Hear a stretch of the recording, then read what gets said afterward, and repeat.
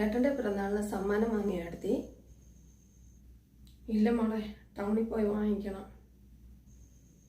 എന്താ വാങ്ങിക്കൊടുക്കുന്നത്? എന്തെങ്കിലും കണ്ടുവച്ചിട്ടുണ്ടോ? ഇല്ലടാ, ടൗണിൽ പോയി നോക്കട്ടെ. എന്നാൽ ഞാൻ ഇറങ്ങട്ടെ ഏടത്തി, ബസ്സിന് സമയമായി. പിന്നെ ഈ ഏടത്തിയുടെ പേഴ്സിൽ ഞാൻ 5000 രൂപ വെച്ചിട്ടുണ്ട്. ഇന്ന് തന്നെ പോയി എന്തെങ്കിലും ഗിഫ്റ്റ് വാങ്ങിക്കോ. നിങ്ങളുടെ കല്യാണം കഴിഞ്ഞിട്ടുള്ള ആദ്യത്തെ പിറന്നാളല്ലേ, അതിനൊന്നും വാങ്ങിക്കൊടുത്തില്ലെങ്കിൽ അമ്മയ്ക്ക് ചിലപ്പോൾ ഇഷ്ടപ്പെട്ടൊന്നും വരില്ല. എൻ്റെ പൈസയൊന്നും ഇല്ലെന്ന് മോളെങ്ങനെയാ അറിഞ്ഞേ? എൻ്റെ ഏട്ടൻ തന്നെയല്ലേ ഏടത്തിയുടെ ഭർത്താവ്. പണിയെടുത്ത് കിട്ടുന്ന കാശ് മുഴുവൻ അമ്മയെ ഏൽപ്പിക്കുന്ന ഇവിടുത്തെ പതിവ് കാഴ്ചയല്ലേ. അത്യാവശ്യത്തിന് പോലും ഏടത്തിക്കൊന്നും തരില്ല. ഇനി ഏടത്തി ജോലിക്ക് പോകാമെന്ന് വിചാരിച്ചാൽ തന്നെ അമ്മ അതിനോട്ട് സമ്മതിക്കുകയില്ല. പിന്നെ ഏടത്തിയുടെ ഈ കാശില്ലെന്ന് മനസ്സിലാക്കാൻ വലിയ ബുദ്ധിയുടെ ഒന്നും ആവശ്യമില്ല. ഏടത്തി ഇങ്ങനെ നിൽക്കുന്നത് കണ്ടിട്ട് ഞാൻ എങ്ങനെയാ സമാധാനത്തോടെ പോവുക? ഏടത്തി പണിയൊക്കെ തീർത്തിട്ട് ടൗണിൽ പോയി നല്ലൊരു ഗിഫ്റ്റ് വാങ്ങിക്കേ. ഈ കാശ് എവിടുന്നാന്ന് അമ്മ ചോദിച്ചാൽ ഞാനെന്താ പറയുക? ഏടത്തി കഴിഞ്ഞ ആഴ്ച ഏടത്തിയുടെ വീട്ടിൽ പോയിരുന്നല്ലോ. അപ്പോൾ അവിടുന്ന് ഏട്ടനെ പിറന്നാൾ സമ്മാനം വാങ്ങിക്കാൻ തന്നതാണെന്ന് പറഞ്ഞാൽ മതി. ഏട്ടന് ഏടത്തിയുടെ സ്നേഹം ഇല്ലാഞ്ഞിട്ടൊന്നുമല്ല. ഏടത്തിക്ക് അറിയാലോ, ഞങ്ങളുടെ കൊച്ചിലെ അച്ഛൻ മരിച്ചുപോയി. പിന്നെ എന്നെയും ചേട്ടനെയും വളരെ കഷ്ടപ്പെട്ടിട്ട് അമ്മ വളർത്തിയത്. അതിൻ്റെ ഒരു സ്നേഹക്കൂടലും കിടപ്പാടും എന്നെക്കാളൊരു 10 ഇരട്ടി ഏട്ടനുണ്ട്. അതുകൊണ്ടാണ് അമ്മ എന്ത് പറഞ്ഞാലും ഏട്ടൻ അനുസരിക്കുന്നത്. അല്ലാതെ ഏടത്തിയോട് ഇഷ്ടമില്ലാഞ്ഞിട്ടൊന്നും അല്ല. എനിക്കറിയാം മോളെ, ഞാൻ പരാതിയൊന്നും പറയാറില്ലല്ലോ. പരാതിയൊന്നും ഇല്ലെങ്കിലും അമ്മ ഏടത്തിക്ക് സമാധാനം തരുന്നില്ലെന്ന് എനിക്കറിയാം. ഞാനതിനെക്കുറിച്ച് അമ്മയൊന്ന് പറഞ്ഞ് മനസ്സിലാക്കാൻ ശ്രമിക്കുമ്പോഴൊക്കെ ഏട്ടനെ എന്നെയാണ് വഴക്ക് പറയുന്നത്. സാരമില്ല മോളെ, എല്ലാം ശരിയാവും. അത് പോട്ടെ, നിനക്ക് എവിടെ നിന്ന് എത്ര രൂപ കിട്ടിയത്? ഞാൻ ഇന്നലെ ഏടത്തിയുടെ ബാഗും പേഴ്സും ഒക്കെ നോക്കിയായിരുന്നു.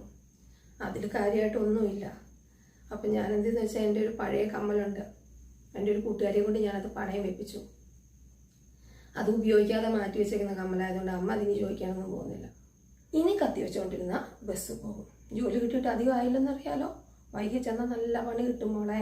ഞാൻ പോവാണേ. എന്നതാടി രണ്ടും കൂടെ മുറ്റത്തൊന്ന് പുറമെടുക്കുന്നത്? നീ നിന്റെ കണ്ണീര് കാണിച്ച് എൻ്റെ മോളെ മയക്കെടുത്തു. അവളിപ്പോൾ എന്നോട് വഴക്കിന് വരെ വരും. ഇനി എന്നാണോ എൻ്റെ മോനെ തെറ്റിക്കുന്നത്? ഞാനൊന്നിനും വരുന്നില്ല അമ്മേ. അടുത്ത ദിവസം സജിയേട്ടൻ്റെ പിറന്നാളല്ലേ, ഗിഫ്റ്റൊന്നും വാങ്ങുന്നില്ലെന്ന് അമ്മ ചോദിക്കുമായിരുന്നു. അവന് നീ എന്ത് കൊടുക്കാനാ? കല്യാണം കഴിഞ്ഞു വന്ന ആദ്യത്തെ ഓണത്തിന് നിന്റെ അച്ഛൻ എന്തെങ്കിലും കാര്യമായിട്ട് തന്നായിരുന്നോ? അങ്ങനെയുള്ള ദരിദ്രാവസ്ഥ കുടുംബത്തിൽ നിന്ന് എൻ്റെ മോൻ എന്ത് പിറന്നാൾ സമ്മാനം കിട്ടാനാ? ഞങ്ങളെ കൊണ്ട് കഴിയും വിധം ചെയ്യും അമ്മേ. കഴിഞ്ഞ ദിവസം ഞാൻ വീട്ടിൽ പോയിട്ടുണ്ടായിരുന്നല്ലോ. അപ്പോൾ എനിക്കൊരു 5000 രൂപ തന്നു സജിയേട്ടൻ്റെ പിറന്നാളിന് ഒരു സമ്മാനം വാങ്ങിച്ചു കൊടുക്കാൻ.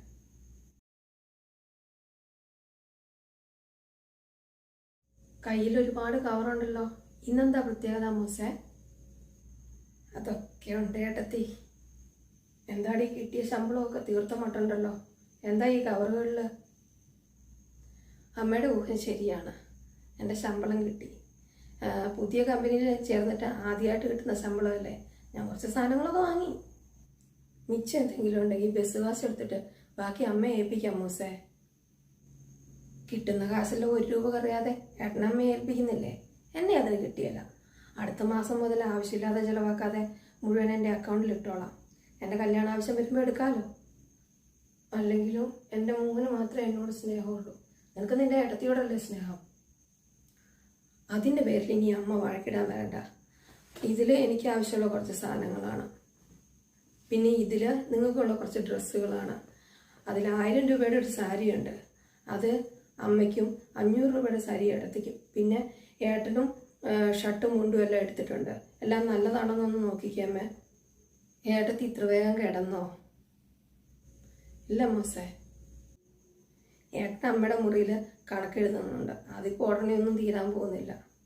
ഇതാ, ഇതിൽ 2 സാരി ഒരു ചുരിദാറും ഉണ്ട്. അമ്മയുടെ മുന്നിൽ വെച്ച് തന്നാലുണ്ടാകുന്ന പ്രശ്നങ്ങൾ ഏട്ടത്തിക്ക് അറിയാലോ. അതുകൊണ്ടാണ് ഞാൻ അവിടുത്തെ തരാതിരുന്നത്. എനിക്കെന്തിനാ മോളെ ഇത്രയും സാരിയെല്ലാം? വിവാഹശേഷം 1-2 തവണയല്ലേ ഏട്ടൻ പുതിയ ഡ്രസ്സ് വാങ്ങി തന്നിട്ടുള്ളൂ. അതാണെങ്കിൽ നിറച്ചും തുടങ്ങി. ഈ കവറുകളൊക്കെ എടുത്ത് പെട്ടിയിൽ ഭദ്രമായിട്ട് വെച്ചോ. അമ്മ കാണണ്ട. ഇനി അമ്മ ചോദിച്ചാൽ ഏടത്തിയുടെ വീട്ടിൽ നിന്ന് വാങ്ങി തന്നാന്ന് പറഞ്ഞാൽ മതി.